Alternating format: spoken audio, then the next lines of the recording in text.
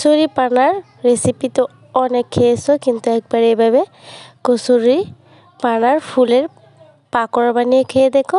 আস্ত ফুলের পাকোড়া একেবারে মুসমুসে, খেতে কিন্তু ভীষণ ভালো লাগে। তোমরা একবার দেখলে বা একবার বানালে বারবার বানাতে ইচ্ছা করবে, এতটা মজার হয়েছে এটা খেতে। খুবই অল্প উপকরণ দিয়ে আমি আজকে তোমাদেরকে খুবই মুসমুসে পাকোড়া বানিয়ে দেখাবো কচুরি ফুলের। তো দেখো, এখানে পাকোড়া করার জন্য কচুরি ফুলের কিছু পাকোড়া আমি নিয়েছি।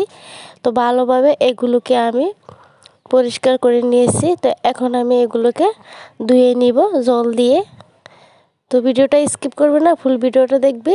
তোমাদের কাছে অনুরোধ রইল, আশা করি ভালো লাগবে। ভালো লাগলে অবশ্যই লাইক কমেন্ট শেয়ার করতে ভুলবে না। তো যারা আমার নতুন ভিডিও দেখছো অবশ্যই আমার চ্যানেলটা সাবস্ক্রাইব করে পাশে থাকবে।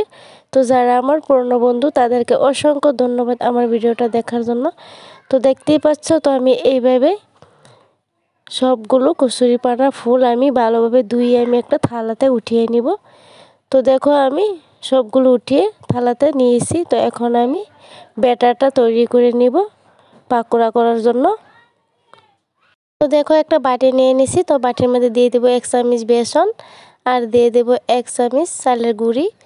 তো চালের গুঁড়ি দেওয়ার কারণে খুবই মুসমুসে হবে, বেসনটা দিলে মুসমুসে হবে।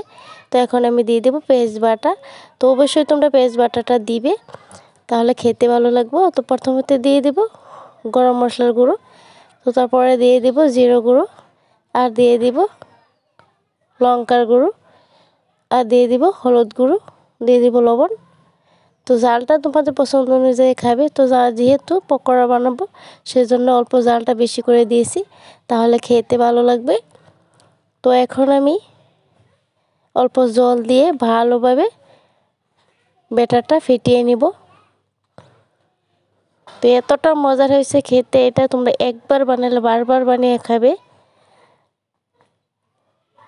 তোমরা তো কচুরি পানা রেসিপি মাছ দিয়েও খেয়েছো, কিন্তু একবার এভাবে ফুলের পাকোড়া বানিয়ে খেয়ে দেখবি। তো দেখতেই পাচ্ছ আমার রেডি হয়ে গিয়েছে।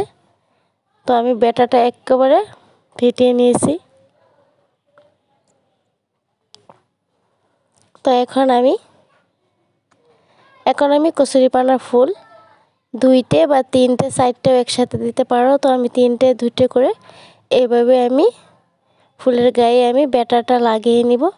তো লাগিয়ে আমি সরাসরি দিয়ে দিব তেলের মধ্যে। তো আমি আগে থেকেই গ্যাসটা অন করে প্যান বসিয়ে আমি তেলটা দিয়ে একেবারে গরম করে নিয়েছি। তো গরম অবস্থায় অবশ্যই দিবি। তো দেখতেই পাচ্ছ, তো আমি একটা পাকোড়া আমি তেলের মধ্যে দিয়ে দিছি। তো আমি আরেকটা দিয়ে দিব। তো এভাবে আমি 4টে পকোড়া দিয়ে দিব একসাথে। আস্ত ফুলের পকোড়া খেতে কিন্তু ভীষণ ভালো লাগে। তো দেখো, আমি এভাবে 4টে দিয়ে দিছি। তো এখন আমি এটাকে কিছু জাল করে, তো এখন আমি উল্টিয়ে দিব। তো গ্যাসের ফ্লেমটা একেবারে হাই রাখবে না, তাহলে পুড়ে যাবে। তো দেখো, আমি এইভাবে উল্টিয়ে দিয়েছি। 4টে পকোড়া দিয়ে আমি ভালোভাবে মুসমুসা করে ভেজে নেব। দেখতেও কিন্তু খুবই সুন্দর আস্ত ফুলের পাকোড়া। তো এভাবে আমি লাল লাল করে ভেজে নিব। তো দেখো, আমার ভাজা হয়ে গিয়েছে। তো এখন আমি ছাঁকনি দিয়ে উঠিয়ে নেব, একেবারে প্লেটে উঠিয়ে নেব। তো সবগুলো পাকোড়া আমি উঠিয়ে বাকিগুলো আমি দিয়ে দিব। দিয়ে আমি সবগুলো পাকোড়া ভেজে আমি তোমাদেরকে একটা প্লেটে পরিবেশন করে দেখিয়ে দেব। তো দেখো, এগুলো আমি উঠিয়ে নিয়েছি। তো এখন আমি দেখো বাকিগুলো দিয়ে দিছি। তো এখন লাল লাল করে ভেজে আমি একটা প্লেটে তোমাদেরকে পরিবেশন করে দেখিয়ে দিব। তো দেখো, পকোড়াগুলো কতটা সুন্দর হয়েছে দেখতে, যেন খুবই মুসমুসে, খেতে ভীষণ ভালো লাগে। তোমরা একবার বাসায় বানালে বারবার বানিয়ে খাবে, খেতে কিন্তু ভীষণ ভালো লাগে। খুবই মুসমুসে হয়েছে। আশা করি ভালো লাগবে। সুস্থ থাকবে, ভালো থাকবে সবাই। পরবর্তী ভিডিওর জন্য অপেক্ষা করবে। তো একবার হলেও বাসায় বানিয়ে দেখবি,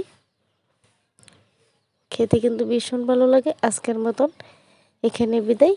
তো আল্লাহ হাফিজ।